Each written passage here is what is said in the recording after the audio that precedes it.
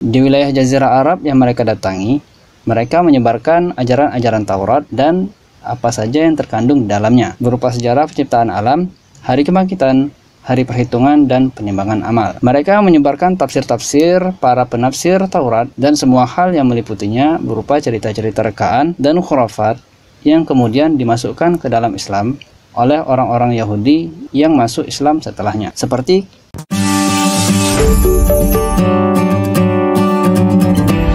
adapun jalur interaksi ketiga antara bangsa Arab dengan bangsa-bangsa yang berada di sekitarnya adalah penyebaran agama Yahudi dan Nasrani di Jazirah Arab.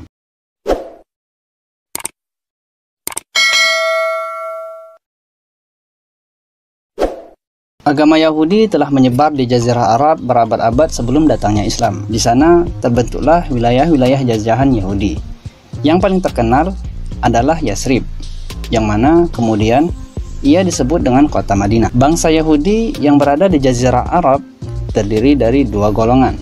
Pertama, orang Yahudi tulen. Kedua, orang Arab yang menjadi Yahudi. Apapun keadaannya, yang pasti pada abad-abad pertama Masehi terdapat wilayah-wilayah jajahan Yahudi di Taima, Fadak, Khaybar, Wadi Al-Qura, dan di Yasrib atau Madinah. Madinah inilah yang paling urgen. Bangsa Yahudi di Yasrib terdapat 3 kabilah: Bani Nadir, Bani Qanuqa, dan Bani Quraizah. Bangsa Yahudi di Jazirah Arab telah terkenal luas karena kemahiran mereka dalam sektor perkebunan. Begitupun di Yasrib.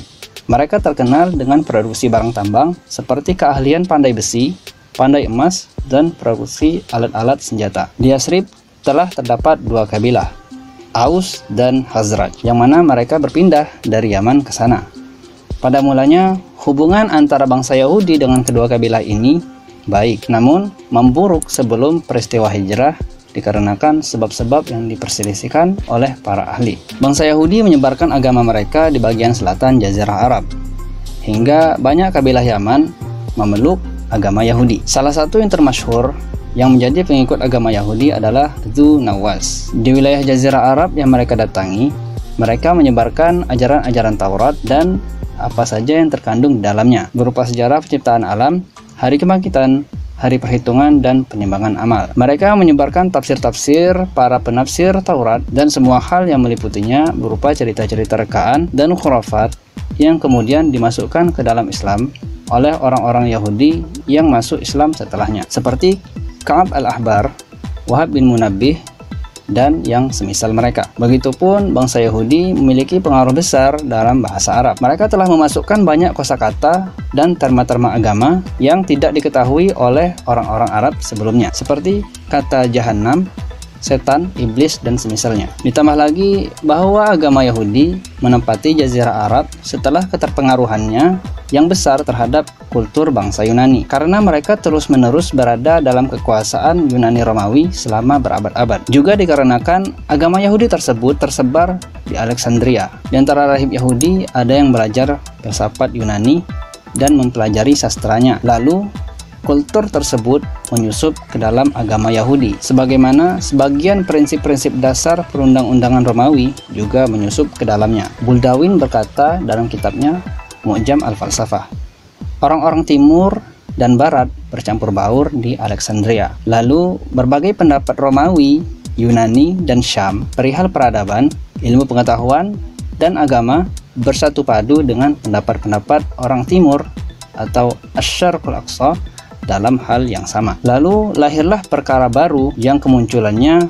didorong oleh proses penelitian orang-orang Arab dan ilham atau intuisi orang-orang timur. Lalu agama pun terpaut erat dengan filsafat. Di antara hasilnya adalah munculnya keyakinan-keyakinan agama yang tidak terdiri dari filsafat semata dan juga tidak terdiri dari agama semata, akan tetapi terdiri dari dua sisi tersebut. Hal tersebut dikarenakan dua faktor. Pertama, kecenderungan orang Yahudi dalam mengkompromikan antara keyakinan-keyakinan agama mereka dengan ilmu pengetahuan orang Barat yang telah terpengaruh dengan ilmu pengetahuan Yunani. Kedua, para pemikir yang menjadikan filsafat Yunani sebagai sandaran pendapat-pendapat mereka memandang perlu untuk menyatukan antara keyakinan-keyakinan filsafat mereka dengan perkara-perkara agama murni yang dibawa oleh orang-orang timur.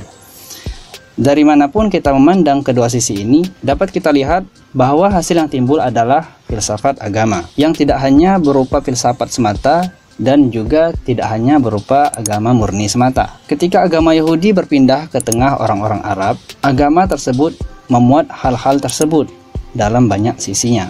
Agama Nasrani. Agama Nasrani pada zaman tersebut terbagi ke dalam banyak sekte. Lalu, di antaranya ada dua sekte besar yang menyusup masuk ke dalam Jazirah Arab, yaitu sekte An-Nasatirah dan Al-Ya'aqibah. Para pengikut An-Nasatirah tersebar di wilayah Hairah, sedangkan Al-Ya'aqibah tersebar di wilayah Ghassan dan di seluruh kabilah Syam. Wilayah utama agama Nasrani di Jazirah Arab adalah Najran. Ia merupakan kota yang subur dan dihuni oleh banyak penduduk yang bercocok tanam, membuat tenunan sutra, berjualan kulit-kulit hewan, dan memproduksi alat-alat senjata. Ada 3 pimpinan yang memanajemen berbagai urusan wilayah tersebut, yaitu As-Sayyid, Al-Aqib, dan Al-Uskuf. As-Sayyid memiliki karakteristik sebagai pemimpin kabilah, memimpin peperangan mereka, mengelola urusan internal mereka, dan mengontrol hubungan antar mereka dengan kabilah-kabilah lain. Adapun Al-Aqib mengatur urusan-urusan internal yang bersifat duniawi, sedangkan Al-Uskuf mengatur urusan-urusan internal yang bersifat agamis. Ketiganya saling bermusyawarah dalam berbagai permasalahan yang urgen. Di Najran terdapat sebuah Ka'bah yang disebut Bai'ah. Ia dibangun oleh Bani Abdul Maddan bin Ad-Dayyan Al-Harithi, yang mereka bangun layaknya bentuk Ka'bah umat Islam. Mereka mengagungkannya untuk menandingi Ka'bah Islam tersebut. Mereka menamainya Ka'bah Najran. Orang-orang Nasrani telah menyebarkan ajaran-ajaran mereka di tengah bangsa Arab. Di antara mereka ada orang-orang yang condong kepada kerahiban dan membangun tempat-tempat tinggal para rahib. Terdapat banyak pendeta dan rahib yang mendatangi pasar-pasar bangsa Arab. Mereka menyebarkan agama mereka dan mengingatkan kepada hari kebangkitan, hari perhitungan amal, surga, dan neraka. Di dalam Al-Quran terdapat banyak ayat yang menyebutkan ucapan-ucapan mereka dan mengkritik pendapat-pendapat mereka, yang mana mengindikasikan penyebaran ajaran-ajaran tersebut di tengah mereka. Di antara orang-orang Nasrani tersebut ada yang merupakan para penyair seperti Qus bin Sa'idah, Umayyah bin Abi As-Salt, dan Adi bin Zaid. Mereka memiliki corak tersendiri dalam syair mereka, memiliki ciri utama agamis, dan terpengaruh dengan ajaran-ajarannya yang condong kepada kehidupan zuhud di dunia dan menyeru untuk berpikir tentang alam semesta dan mengambil pelajaran dari peristiwa-peristiwanya. Begitupun mereka memasukkan lapas-lapas dan susunan kalimat ke dalam bahasa Arab yang belum pernah diketahui bangsa Arab sebelumnya. Mereka menyebutkan bahwa Umayyah bin Abi As-Salt yang mengajarkan kepada bangsa Arab kalimat Bismikallahumma, yang artinya dengan menyebut namamu ya Allah. Lalu Qus bin Sa'idah adalah orang yang pertama kali menyebut kalimat amma ba'du. Yang lain seperti Umayyah menggunakan banyak lapas dalam syairnya yang tidak diketahui oleh orang-orang Arab dan mengambilnya dari kitab-kitab kuno. Lebih dari itu, sebelum masuknya agama Nasrani ke Jazirah Arab, ia memuat kultur Yunani pada banyak sisinya, sebagaimana yang terjadi pada agama Yahudi, karena ia adalah salah satu agama yang muncul di timur dan tersebar di Imperium Romawi, Institut Kultur Yunani. Sebagaimana telah dijelaskan sebelumnya, Alexandria merupakan sentral geografis pencampuran antara agama dan filsafat. Pada masa-masa awal Masehi, para pimpinan atau pendeta gereja juga merupakan para filosof sebelum mereka menjadi para pemuka agama, karena mereka berpandangan pentingnya menguatkan jiwa dan keyakinan-keyakinan mereka di hadapan para wasaniun atau para penyembah berhala, sehingga memaksa mereka untuk mengambil sandaran dalil kepada filsafat, lalu membuat filsafat Aristoteles, Plato, dan lainnya menyusup ke dalam agama Nasrani. Wilayah timur terunggulkan dengan didirikannya madrasah atau akademi-akademi teologi yang terpengaruh oleh filsafat Yunani, tiruan terhadap akademi Yunani.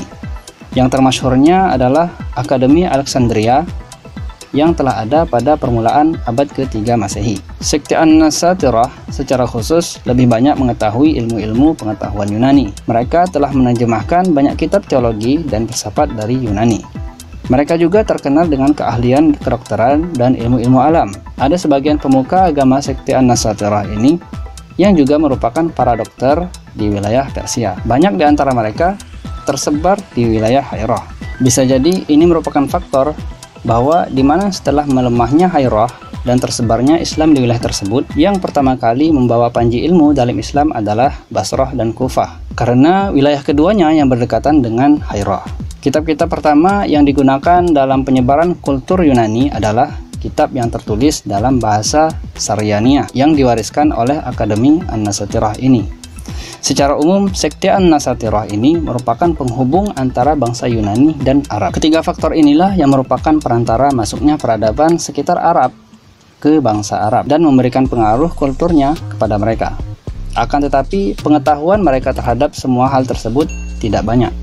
Peradaban tersebut hanya menyusup dari jalur yang sempit, di samping yang mereka nukilkan dari selain mereka telah terseleweng, seperti sebagian amsal atau kata-kata pepatah yang dinukil dari Amsal Sulaiman, dan sebagian kisah-kisah yang dinukil dari Persia dan Romawi. Maka bangsa Arab tidaklah mengambil ilmu sistematis dari bangsa sekitar mereka, sebagaimana kita mempelajari peradaban Barat, karena terdapat banyak halangan yang mencegah hal tersebut. Di antaranya yang pertama, penghalang-penghalang alamiah antara bangsa Arab dengan bangsa lainnya berupa lautan, pegunungan, dan gurun pasir. Kedua, kesenjangan antara bangsa Arab dengan bangsa Persia dan Romawi dari sisi keadaan sosial dan tingkatan intelektual. Sedangkan kadar maksimal penyalinan peradaban setidaknya jika kedua kadar intelektual tersebut saling berdekatan. Ketiga, tersebarnya ummiyah atau tuna aksara di tengah bangsa Arab pada masa itu. Sampai-sampai sangat jarang ditemui di antara mereka yang dapat membaca dan menulis. Mereka hanya bercampur baur dengan bangsa Persia dan Romawi, sembari menukil hikmah, kisah-kisah, amsal, dan peristiwa-peristiwa sejarah pada kadar yang dapat mereka emban. Dari pemaparan ini dapat kita tarik dua kesimpulan. Yang pertama, bangsa Arab memiliki interaksi dengan bangsa-bangsa berperadaban di sekitar mereka melalui tiga jalur utama: perdagangan, pendirian kota-kota yang berdekatan dengan bangsa berperadaban tersebut, dan ekspedisi kaum Yahudi dan Nasrani yang menyusup masuk ke Jazirah Arab. Yang kedua, interaksi tersebut berdampak pada dinamika perkembangan bangsa Arab dalam banyak aspek, seperti aspek intelektual, kultur, sastra, bahasa, pengetahuan, dan sebagainya, yang kemudian melahirkan corak baru dalam kultur bangsa Arab dalam banyak bidang. Sahabat-sahabat sekalian, itulah pemaparan resume kitab pada pembahasan kita kali ini beserta kesimpulannya. Jikalau teman-teman memandang video ini bermanfaat, silahkan like dan share video ini. Jikalau ada pertanyaan ataupun masukan, silahkan tinggalkan komen di kolom komentar. Jangan lupa juga subscribe dan nyalakan lonceng notifikasinya agar tidak ketinggalan update-update video terbaru seputar Al-Quran, sharing kitab atau buku, dan dunia literasi. Sekian dulu video kita kali ini, nantikan pembahasan selanjutnya pada video mendatang. Sampai jumpa dan Assalamualaikum.